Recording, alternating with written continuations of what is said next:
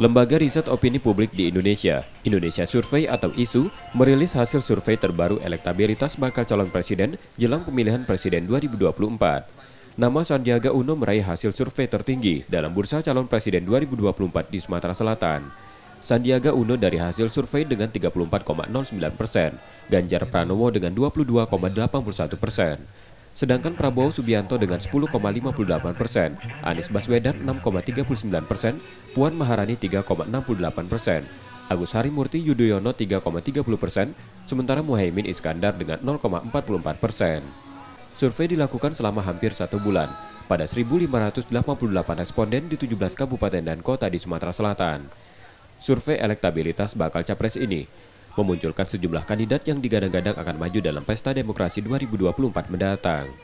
Hasilnya untuk sekarang ini Sandiaga Uno itu unggul dibandingkan dengan Ganjar Pranowo. Sandiaga Uno itu mengantongi suara melalui polling itu di angka 34,09%. Sedangkan Ganjar Pranowo suara polling sebesar 22,81% dan disusul oleh Prabowo Subianto di angka 10,58%.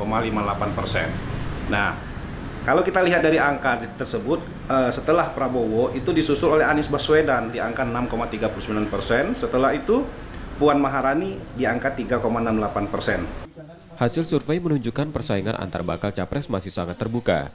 Kemunculan sejumlah nama bakal capres diharapkan bisa menjadi wadah informasi untuk publik untuk lebih mengenal figur bakal capres menjelang pemilu 2024. M. Rizky Nurmizan, Kompas TV, Palembang, Sumatera Selatan.